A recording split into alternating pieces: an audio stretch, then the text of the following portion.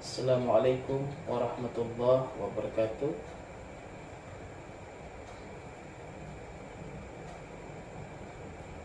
Subhanallah walhamdulillah wa la ilaha illallah, Allahu akbar. Allahumma shalli ala sayyidina Muhammad wa ala alihi wasahbihi wasallam. Amma ba'd. Alhamdulillah, segala puji bagi Allah. Malam hari ini kita masih tetap bisa istiqomah menjalankan kajian rutin kita, kajian bulanan, dan kita bersama-sama ngecas iman kita agar senantiasa meningkatkan ketakwaan kepada Allah Subhanahu wa ta'ala. Karena biar bagaimanapun tugas kita diciptakan itu adalah untuk menghamba. Dalam Al-Quran surah Az-Zariyat ayat 56, wa ma khalaqtul jinna wal insa illa liya'budun. Allah berfirman bahwa tidak diciptakan jin dan manusia kecuali hanya untuk beribadah. Jadi tugas kita ini adalah untuk beribadah kepada Allah Subhanahu wa ta'ala. Dari bangun tidur sampai tidur lagi, dari setiap desahan napas kita, dari setiap aktivitas kita, dari setiap gerakan-gerakan tubuh kita, kita hadir ke dunia hanya untuk menghamba, hanya untuk beribadah kepada Allah Subhanahu wa ta'ala. Dan itulah tugas kita semua. Baik, teman-teman dari Integrasi Studi Islam, seperti yang kita tahu bahwa kita tidak selamanya hidup di dunia ini. Ada batasan usia. Ada yang diberikan kesempatan untuk menikmati hidup sampai hari tua, namun banyak juga yang dia sudah menghadap Allah SWT meskipun masih berusia muda. Dan tentunya ini adalah perkara rahasia. Kita tidak tahu kapan kita kembali, kapan kita meninggal dunia. Yang pasti itu adalah sebuah kepastian. Setiap yang bernyawa pasti akan merasakan mati. Dan seperti yang saya sebutkan tadi, bahwa tugas kita di dunia ini adalah untuk beribadah. Dan takwa adalah solusi bagi setiap kehidupan kita. Wabtagu ilaihi wasilah. Jadikanlah takwa sebagai sebuah solusi. Bahkan dengan ketakwaan ini kita akan mendapatkan rezeki dari arah yang tidak disangka-sangka. Bagaimana kita memanajemen diri kita, mengelola waktu kita untuk senantiasa dari bangun tidur sampai tidur lagi itu untuk beribadah. Ada ibadah tahunan, Idul Fitri, Idul Adha. Ada ibadah sekali seumur hidup, haji dan umrah. Ada ibadah bulanan, puasa pertengahan bulan. Ada ibadah mingguan, sholat Jumat, Senin Kemis, puasa sunnahnya. Ada ibadah harian, ngaji Quran, sholat 5 waktu dengan kendalinya. Ada sholat-sholat sunnah, rawatib, taraweh bulan Ramadan ya. Kemudian juga ada sholat tahajud, sholat duha dan sebagainya. Ada juga ibadah setiap waktu, setiap desah napas, yaitu adalah zikir kepada Allah Subhanahu wa taala. Dalam hadis qudsi Allah berfirman, "Ana ma'abdi zakarani wa taharakat bisabata." Aku bersama hamba-hambaku yang hati dan lisannya senantiasa mengingatku. Nah, jadi bagaimana kita mengelola waktu kita dari bangun tidur sampai tidur lagi itu untuk beribadah. Bahkan ibadah setiap desah napas itu bisa kita lakukan. Zikir tadi. Hadis Rasulullah, barang siapa yang berzikir subhanallah wa bihamdi 100 kali, maka dosa-dosanya akan diampuni meskipun sebanyak buih-buih di lautan. Bayangkan, perkara ringan yang bisa kita lakukan dengan lisan kita itu bisa menghapuskan dosa-dosa kita. Beristighfar setiap waktu. Kalau perlu kita punya semacam kendali seperti tasbih digital mungkin di jari itu. Bukannya apa-apa. Terkadang kita dengan mengikuti sebuah media, memegang sebuah media itu membuat kita ingat biasanya. Nah, namun tentunya meskipun kita diciptakan oleh Allah untuk beribadah, ada batasan. Apa itu? Batasan usia. Batasan usia kita. Yang tentunya ketika meninggal dunia selesai. Tentu sebuah kepastian, siapapun akan merasakan itu. Namun apakah perkara amal ibadah tadi itu selesai ketika meninggal dunia? Tentunya ada amalan-amalan yang terus mengalir meskipun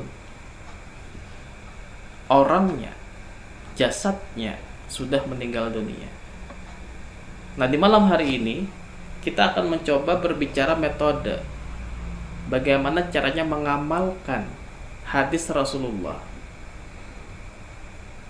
agar kita bisa senantiasa mempunyai amal yang terus mengalir meskipun nantinya kita sudah meninggal dunia. Jadi hari ini kita akan berbicara metode bagaimana caranya agar kita bisa mudah mengamalkannya. Tentunya teman-teman sudah sangat mengetahui amalan yang terus mengalir ini.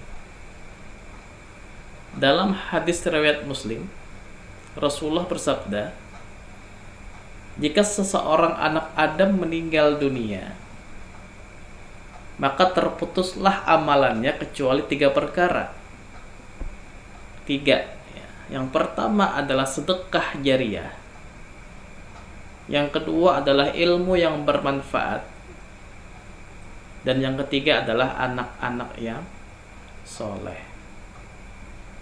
Nah, di sini kita akan mencoba berbicara metode 3 ini, bagaimana caranya agar kita bisa mengamalkannya. Yang pertama, sedekah jariah. Tentunya kita semua mempunyai rezeki masing-masing. Ya. Bahkan seperti apapun wujudnya, kita sudah ada rezekinya. Allah berfirman dalam surah Hud ayat ke-6, "Wa ma min dabbatin fil ardi illa Allah rizquha."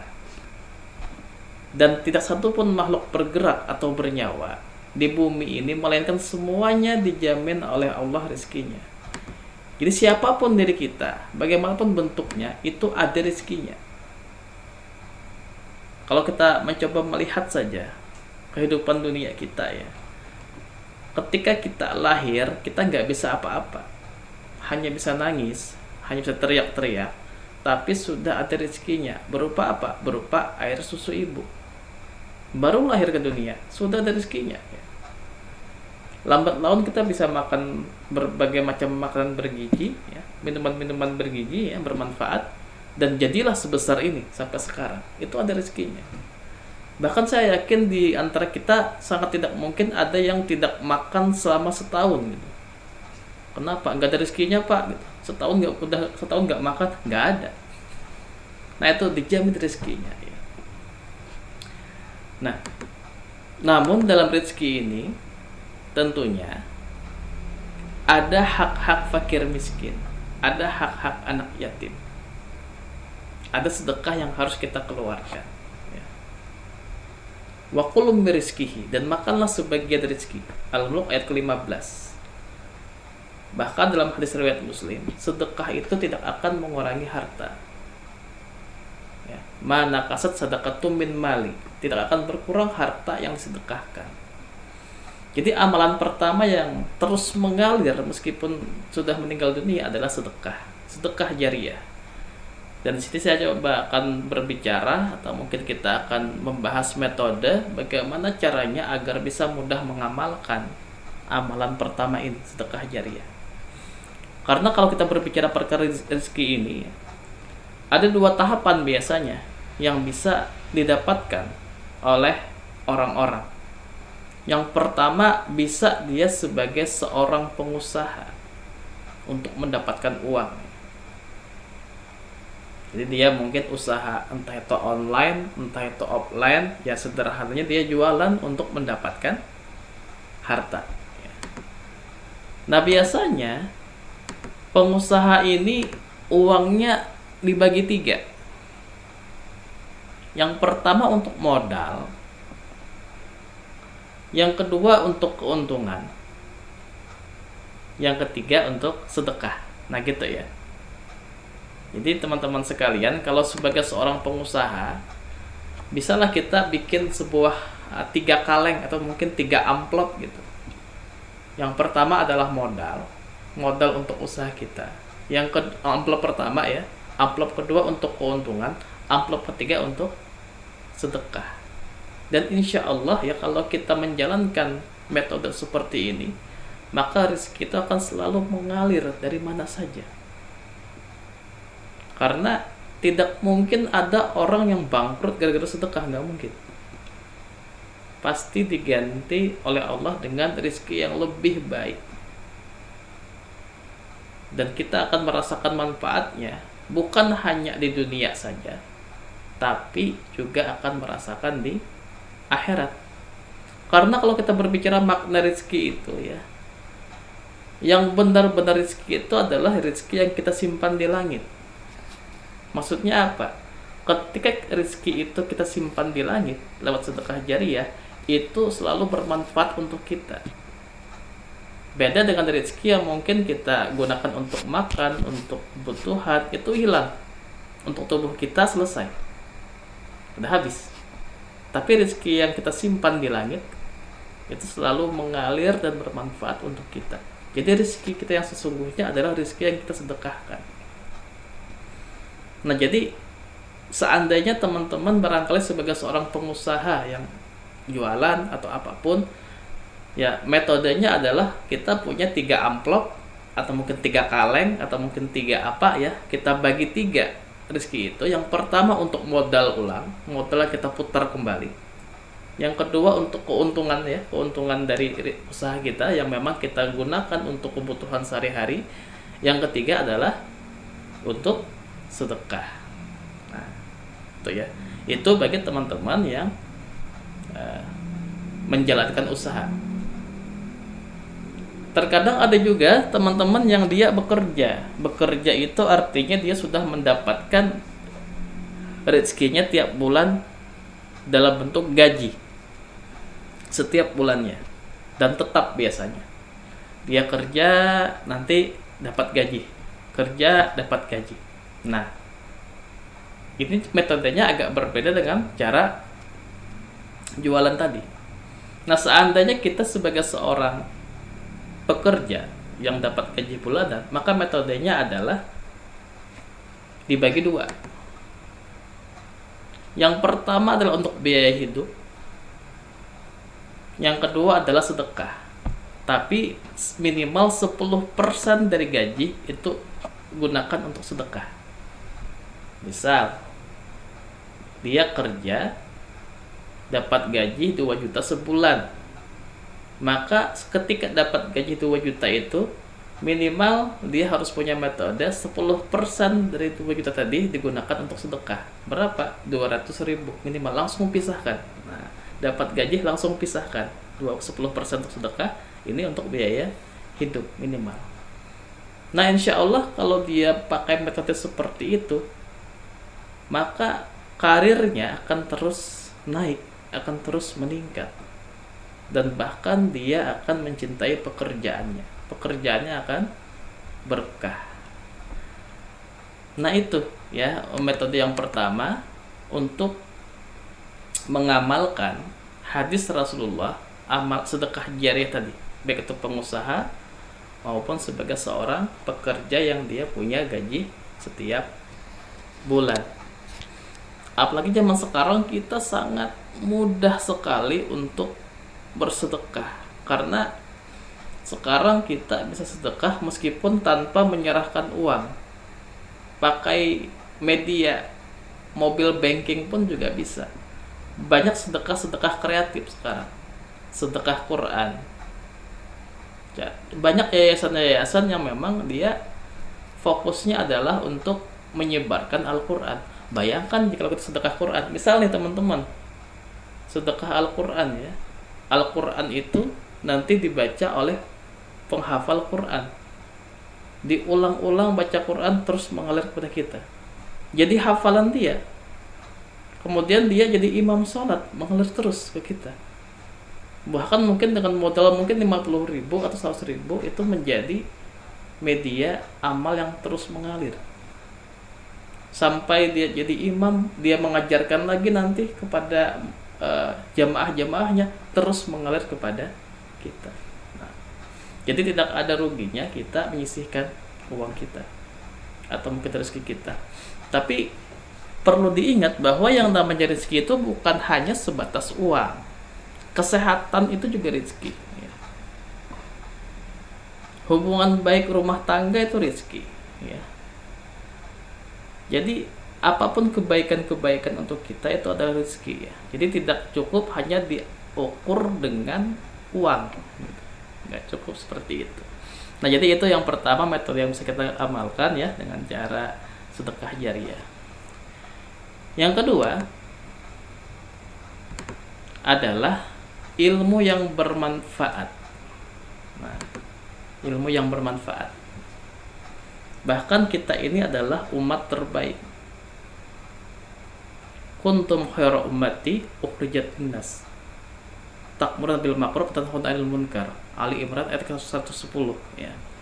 Kita ini adalah umat terbaik yang beramar ma'ruf nahi mungkar, yang berusaha memberikan nasihat kepada orang lain, memberikan kebaikan dan mencegah kemungkaran.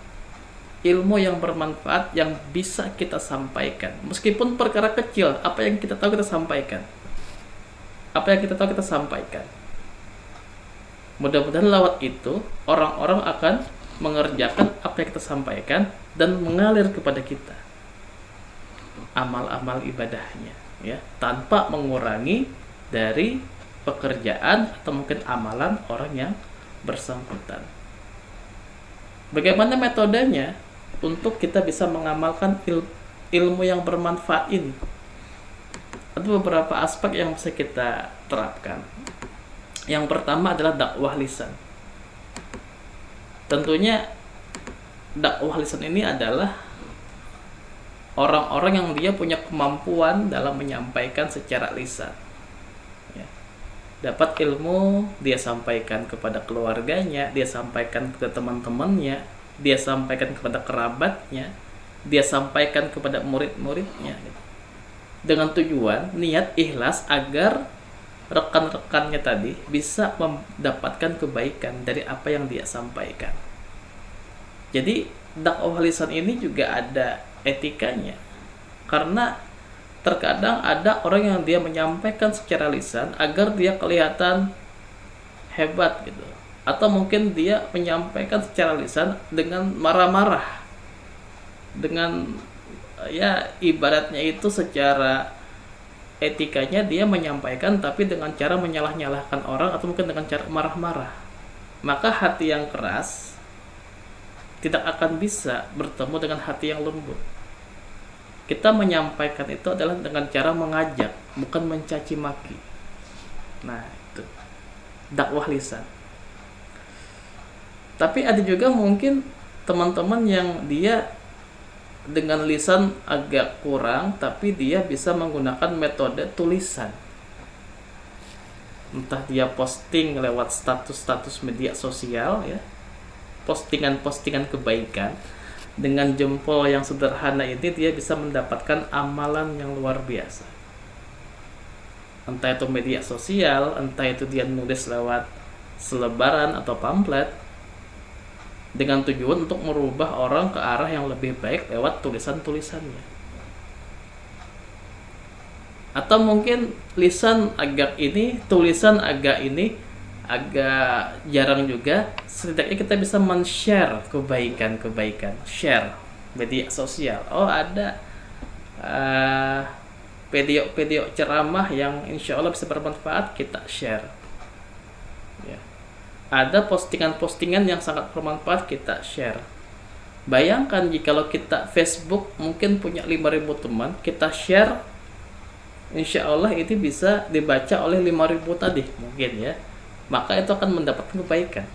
Apalagi kalau yang multi share, kita share kebaikan, teman yang dapat itu dia share lagi, berantai-rantai. Jadi amal ibadah yang terus mengalir kepada kita. Nah, jadi lisan bisa, tulisan bisa, nge-share juga bisa. Atau kalau lisan masih belum mampu, tulisan agak jarang, men-share juga kuota nggak ada barangkali atau apa ya. Ya minimal kita tunjukkan kepribadian kita lewat keteladanan. Dengan akhlak kita yang baik, dengan tutur kata kita yang lembut ya. Dengan perilaku kita yang terjaga, mudah-mudahan lewat keteladanan itu bisa menjadi ibrah, pelajaran bagi teman-teman kita dan membawa dia kepada ke arah kebaikan. Nah, jadi ilmu yang bermanfaat itu bisa kita gunakan metode 4. Yang pertama dakwah lisan, yang kedua dengan cara tulisan, yang ketiga dengan share kebaikan, yang keempat dengan keteladanan, tunjukkan kepribadian kita yang baik. Mudah-mudahan dengan itu dia bisa berubah atau mungkin bisa membawa ke arah kebaikan bagi orang lain. Nah, yang ketiga adalah anak-anak yang soleh. Tentunya anak ini adalah rezeki ya. Ada orang yang alhamdulillah ditakdirkan Allah mempunyai keturunan, mempunyai anak-anak ya. Namun barangkali ada juga sahabat-sahabat kita yang belum mempunyai keturunan atau belum mempunyai anak ya. Setidaknya kita masih bisa mengamalkan hadis ini dengan cara mengasihani anak-anak yatim piatu, dengan cara mengayomi anak-anak yatim piatu ya, anak-anak yatim kita bantu mereka. Mudah-mudahan dengan metode ini tetap bisa menjadi amal yang terus mengalir. Ketika kita bantu anak-anak yatim, mereka mendoakan kebaikan kepada kita, insya Allah ini juga bisa menjadi metode amal yang terus mengalir ya. Nah, itu metode-metode yang bisa saya sampaikan. Mudah-mudahan kita bisa mengamalkannya ya, dengan cara sedekah jariah tadi, dengan cara ilmu yang bermanfaat tadi, dan anak-anak yang soleh. Saya kembalikan kepada moderator.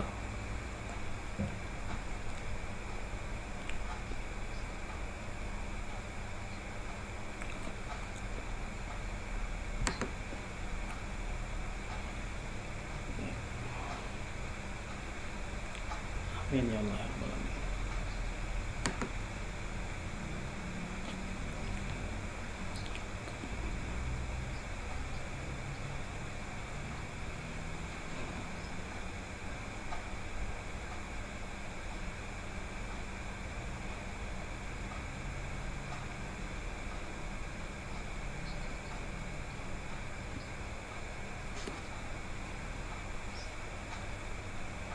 Waalaikumsalam warahmatullahi wabarakatuh.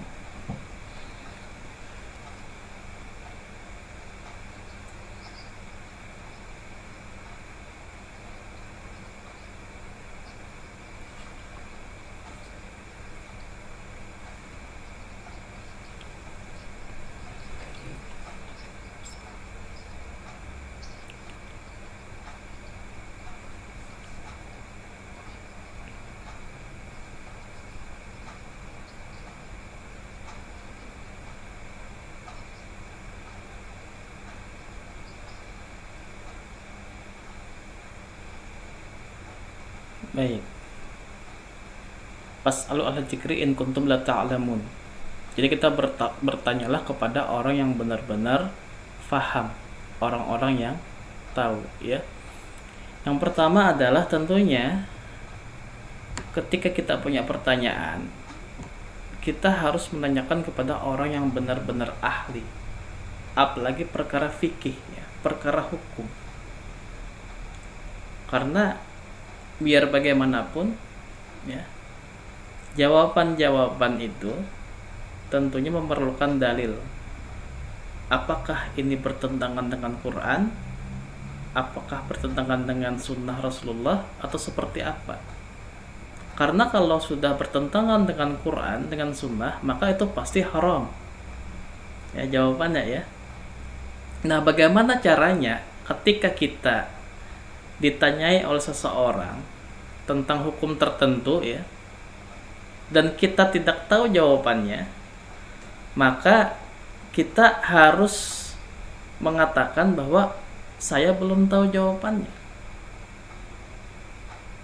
Tidak boleh kita menjawab sesuai dengan nafsu kita, ya, tanpa pengetahuan kita jawab. Ya, kita apa adanya, belum tahu. Dan dibalik kebelumtahuan kita itu, ini menjadi potensi kita untuk belajar, untuk mencari tahu apa jawabannya. Kita kumpulkan dulu dalil-dalilnya. Qurannya ini, hadisnya ini. Qurannya ini, hadisnya ini. Ya. Jadi menjadi sebuah wahana kita untuk terus belajar, untuk mencoba menjawab pertanyaan dari teman kita tadi, meskipun tertunda jawabannya. Kemudian juga kita bisa mencoba bertanya kepada ulama-ulama kita, ya. Ulama-ulama, ya, perbandingan bagaimana hukumnya ini dari ustadz 1, dari ustadz 2, ustadz 3, ya. Kita perbandingkan sampai kita punya kesimpulan yang paling kuat. Nah, cenderung kalau saya seperti ini tanyakan dan saya belum tahu hukumnya, saya cenderung untuk mengatakan saya belum tahu, dan saya akan mencoba belajar untuk mencari tahu apa jawabannya, ya. Dan pelajaran tadi juga menjadi ilmu kita untuk menambah khazanah keilmuan kita, ya. Seperti itu, ya. Mudah-mudahan bisa bermanfaat atas jawabannya. Silahkan. Terima kasih.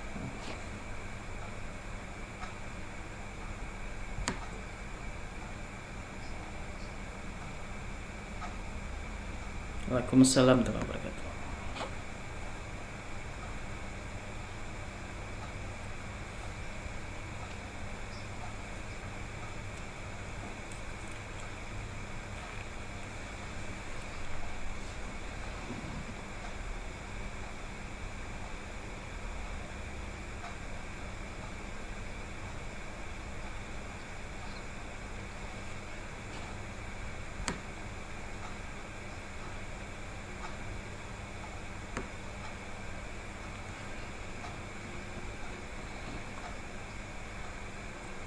Baik. Tergantung metodenya, ya. Metodenya bagaimana dia menyampaikan. Karena ini perkara hati, ya. Bagaimanapun kita berusaha untuk menjaga hati kita. Karena perbuatan baik itu yang kita harapkan adalah ganjaran pahala dari Allah, bukan ganjaran dari pujian-pujian orang. Dan kita tidak bisa menjudge apakah teman kita ini adalah orang yang dia ria atau apa, ya. Tapi intinya kita berusaha apa yang dia sampaikan itu menjadi pelajaran bagi kita. Karena biar bagaimanapun kita tidak perlu mengatakan kebaikan-kebaikan kita, karena orang yang mencintai kita itu tidak memerlukannya, dan orang yang membenci kita pasti nggak percaya. Itu simpel, ya. Orang yang suka dia mengatakan kebaikan-kebaikannya, dia kehebatan-kehebatannya dan sebagainya, ya, itu tentunya bagi orang yang mencintainya itu dia tidak memerlukan itu, dan orang yang membencinya dia nggak perlu itu juga dan pasti nggak percaya, gitu. Nah, jadi bagaimanapun setiap kejadian ini menjadi hikmah bagi kita untuk bagaimana caranya menjadi sumber pelajaran bagi kita untuk menjaga hati kita, ya. Simpelnya adalah tergantung metode, ya. Ada orang yang memang dia mengungkit-ungkit kebaikan, ya, tapi tujuannya untuk memotivasi orang. Kita ambillah motivasi dari dia, tapi kita tidak perlu menjudge dia, oh ini orangnya ria, orangnya sombong, orangnya ini. Kita kembalikan kepada Allah, ya, karena itu masalah urusan dia dengan Allah, ya. Yang pasti kita berusaha untuk mengingatkan dia, mengingatkan untuk menjaga hati sesuai dengan kemampuan kita, ya. Itu dari saya, mudah-mudahan bisa bermanfaat, ya.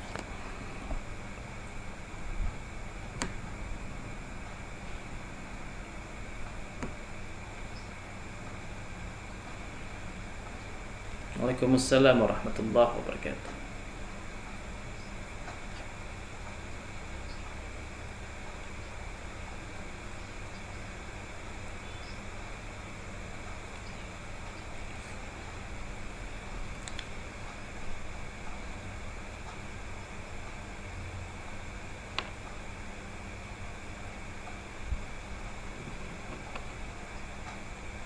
Baik, tentunya memang ada kasus, meskipun dalam sekian banyak umat manusia, ya, ada saja kasus orang yang mati kelaparan. Nah, padahal rezeki sudah diatur oleh Allah. Kenapa ada orang yang mati kelaparan? Seperti yang saya sebutkan, bahwa rezeki itu tidak diatur hanya sebatas dari makanan, tidak diatur hanya sebatas dari uang, ya. Bahkan kita bisa menghirup udara ini pun, oksigen yang gratis, ini juga rezeki, ya. Ada orang yang dia kelaparan, tak bisa makan, tapi dia masih bisa menghirup oksigen dengan gratis. Itu rezeki. Nah, perkara adalah kenapa ada orang yang mati kelaparan. Ini bisa menjadi sebuah takdir untuk menjadi ibrah, untuk menjadi pelajaran, mengukur keadaan kita. Apakah kita masih peduli dengan tetangga kita yang kelaparan? Apakah kita peduli dengan kerabat-kerabat kita yang mungkin miskin, gak bisa makan? Apakah kita peduli dengan teman-teman kita yang mungkin dia gak punya rezeki berupa uang dan dia kelaparan? Ini jadi pelajaran, ibrah, ya. Nah, tentunya dari pertanyaan ini kita tidak bisa mengatakan bahwa orang yang mati kelaparan itu nggak dapat rezeki, ya. Karena setiap oksigen yang dihirup itu juga rezeki, kesehatan juga rezeki, ya. Kita bisa bergerak nih, bisa bergerak dan sebagainya, itu juga rezeki. Berapa banyak orang yang sakit yang cuma bisa terbaring, nggak bisa apa-apa. Sementara alhamdulillah kita sehat, kita bisa bergerak, kita bisa berbicara dengan mudah, itu juga rezeki, ya.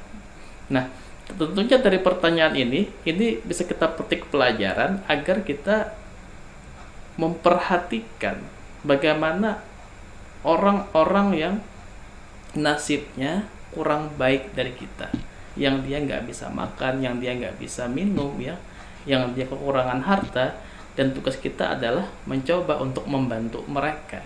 Mudah-mudahan lewat bantuan tadi, lewat sedekah tadi, itu juga menjadi amal ibadah yang terus mengalir kepada kita. Ya, itu dari saya, mudah-mudahan bisa bermanfaat.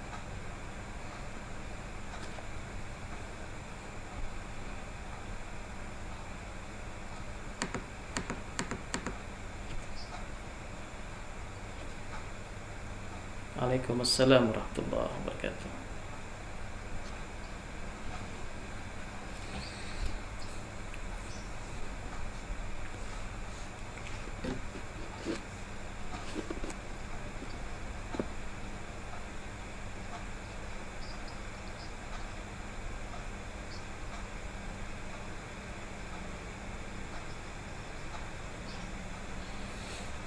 Baik, ini perkara temuan, harta temuan, ya. Tentunya ketika kita mendapatkan uang di jalan, ya, di jalan, tugas pertama kita adalah berusaha mencari tahu siapa pemiliknya. Siapa pemiliknya, dan kita berusaha untuk mengembalikan kepada pemiliknya. Namun jikalau memang tidak bisa juga kita mengetahui siapa pemilik aslinya, ya, maka kita sedekahkan dengan niat ini jadi amal ibadah bagi pemilik aslinya. Nah, apakah itu mendapatkan dosa? Insya Allah itu bukan dosa, ya, karena kita sudah berusaha mencari siapa pemiliknya dan juga nggak ketemu, maka kita sedekahkan dengan niat tadi untuk pemiliknya tadi. Apakah bisa jadi dosa? Bisa, ketika uang temuan tadi kita makan sendiri. Nah, temukan uang malah kita makan buat diri kita, itu yang jadi dosa, ya. Oke, itu semoga bisa bermanfaat, ya. Itu dari saya.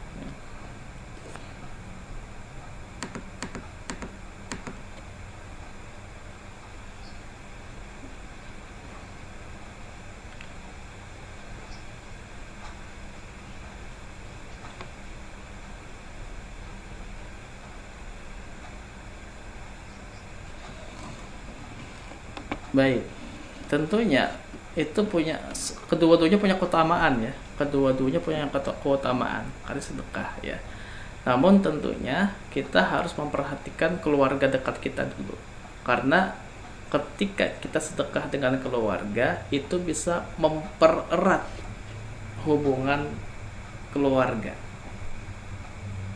Perkaranya, oh ternyata keluarga kita ini cukup atau tidak berkelebihan. Apa kita beri kepada pengemis seperti apa, ya. Intinya kedua-duanya punya keutamaan, dan kelebihannya adalah kalau kita kepada keluarga kita itu lebih mempererat. Nah, perkaranya adalah tergantung kita, apakah kita ingin membantu keluarga dulu atau kepada pengemis yang memang sering kita temui di jalan, ya. Jadi tergantung pilihan kita, tapi kalau saya boleh memilih antara keduanya, saya lebih memilih kepada keluarga lebih utama, ya. Karena itu bisa mempererat hubungan keluarga. Tapi pendapat saya jangan diambil mentah-mentah, ya. Karena ini keutamaan, ya. Silahkan bandingkan juga dengan guru-guru yang lain. Insya Allah juga mendapatkan jawaban yang berbeda dan dengan alasan yang lain. Nah, silahkan nanti bisa disimpulkannya mana yang lebih utama. Itu mungkin dari saya, benar-benar bermanfaat.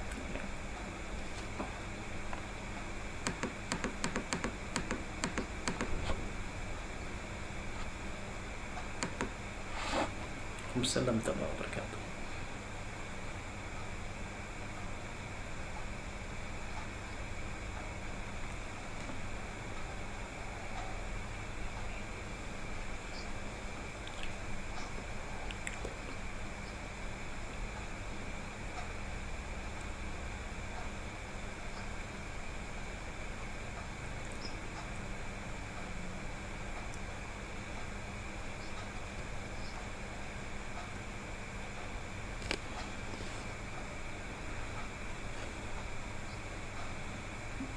Baik, tentunya rezeki itu bukan hanya uang, tapi uang itu juga termasuk rezeki. Nah, gitu, ya. Uang itu adalah rezeki, tapi tidak semua disebut rezeki itu uang. Kesehatan juga rezeki. Perkaranya adalah ada orang yang dia bekerja sampai sakit hanya karena mencari uang. Ada hadis Rasulullah yang diriwayatkan oleh Abu Hurairah, ya, bahwa ada amalan-amalan yang bisa menggugurkan dosa selain sholat, ngaji Quran dan sebagainya. Lalu apa itu? Adalah amalan yang dia bekerja mencari nafkah sampai dia lelah. Tentunya ini di perkara yang halal, ya. Maka itu bisa menjadi penggugur dosa. Nah, bayangkan ketika kita bekerja mencari rezeki, itu juga menjadi penggugur dosa. Saking luar biasanya, ya. Perkaranya adalah ketika dia bekerja mencari uang, tapi lupa dengan ibadah, sampai-sampai melupakan ibadah. Nah, ini yang tidak baik. Kerja dari pagi sampai malam barangkali, tapi azan tidak dia perhatikan, ngaji Quran dia nggak peduli, sedekah dia nggak ngerti dan sebagainya. Nah, ini yang jadi masalah. Sampai-sampai karena kerja pagi siang malam dia melupakan keluarganya. Nah, ini yang masalah ya. Nah, jadi apakah uang itu segalanya? Tentu tidak ya, tapi tentunya kita gunakan uang atau mungkin harta yang kita dapatkan itu untuk perkara amal-amal jariah kita. Jadi dapat uang kita sisihkan untuk sedekah, karena salah satu metode sedekah juga dengan dalam bentuk uang. Itu dari saya, mudah-mudahan bisa bermanfaat ya.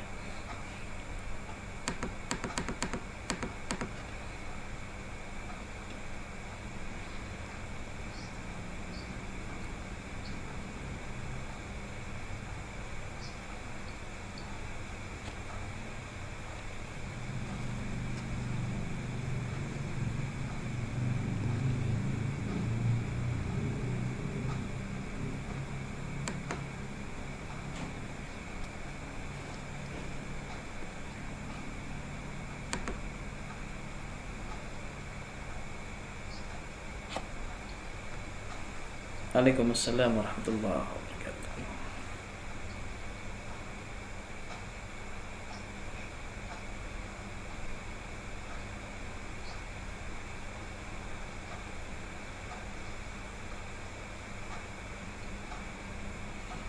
Baik, Waalaikumsalam warahmatullahi wabarakatuh. Ada hadis Rasulullah juga bahwa setiap kegelisahan, kegundahan, ya, kelelahan fisik, bahkan duri yang tertusuk ke tubuh kita, itu adalah penggugur dosa. Nah, ini perkara musibah ya, karena musibah itu kan maknanya luas. Orang yang dia ditimpa kesedihan itu juga musibah. Orang yang dia barangkali ketusuk jarum ya, itu juga musibah. Apakah itu bisa bagian daripada rezeki? Ketika kita menyikapi musibah itu dengan sikap-sikap yang bijak, maka itu menjadi rezeki ya, karena itu jadi penggugur dosa. Namun tentunya tidak semuanya musibah disebut rezeki, karena perkara hidup ini terbagi dua, ada ujian, ada juga azab ya. Apa itu ujian? Ujian itu adalah ketika kita diuji oleh Allah dan kita sangat mudah melaluinya.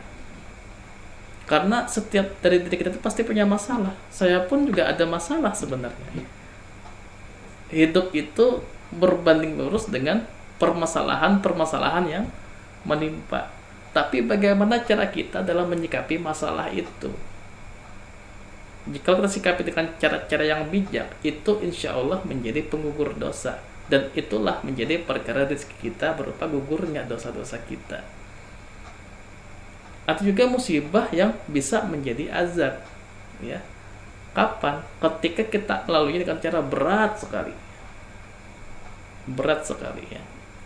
Nah, itu disebut sebagai azab. Tugas kita adalah berusaha untuk menjaga diri kita, karena sekecil apapun perkara yang kita lakukan, kebaikan yang kita lakukan, itu ada ganjarannya.